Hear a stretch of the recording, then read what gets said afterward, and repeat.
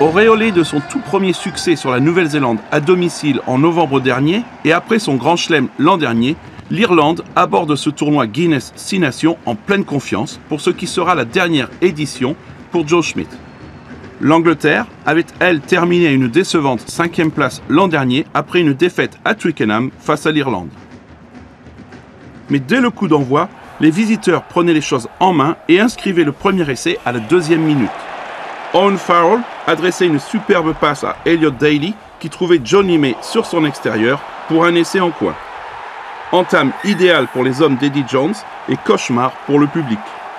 La passe de Farrell fixant Keith Earls avant de lancer Daly et May vers la ligne de but. Et avec la superbe transformation de Farrell en coin, les visiteurs menaient 7-0.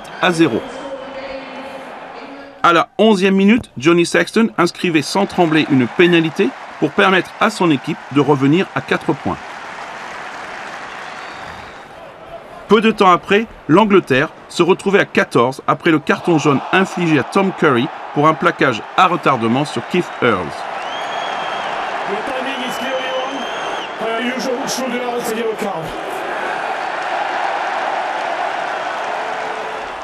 Le score restait inchangé pendant cette suspension, mais après le retour de Tom Curry sur le terrain, l'Irlande optait pour une pénale touche plutôt que les 3 points et se voyait récompensée de son ambition avec un essai au près inscrit en force par le pilier Cian Healy. Cet essai permettant à l'Irlande de passer devant au score pour la première fois avec la transformation de Sexton 10-7.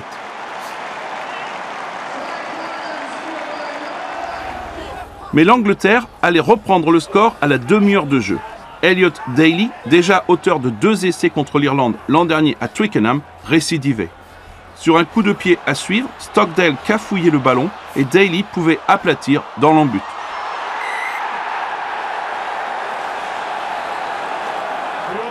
L'arrière des Wasps, profitant de la pression exercée par l'ailier Jack Nowell sur Stockdale, Farrell transformait une nouvelle fois et 14-10 pour l'Angleterre.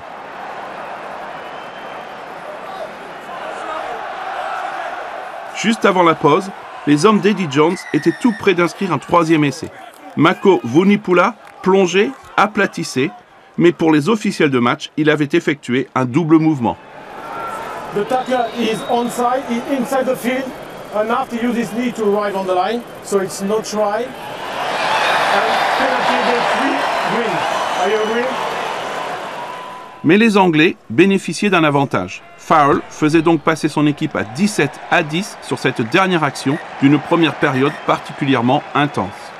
En début de deuxième période, les défenses prenaient le pas sur les attaques.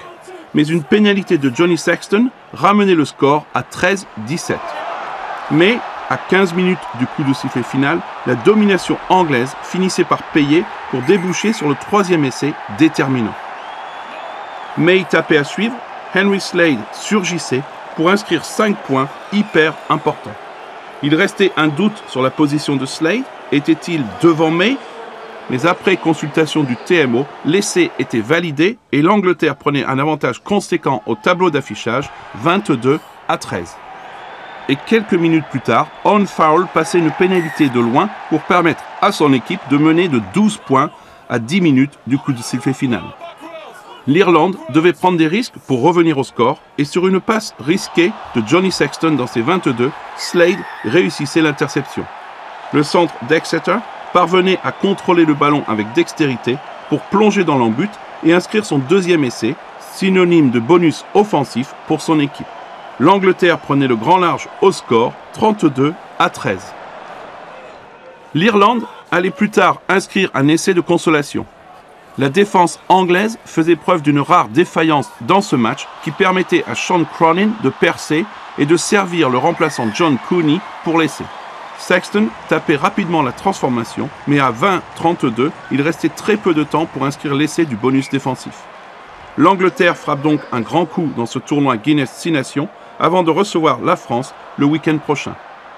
L'Irlande se déplacera, elle, à Édimbourg pour y affronter l'Écosse, sachant qu'après cette première défaite à domicile dans le tournoi pour Joe Schmidt, un nouveau revers serait rédhibitoire. Pour l'Angleterre, qui mérite amplement cette victoire, c'est le départ parfait cette année. Score final, Irlande 20, Angleterre 32.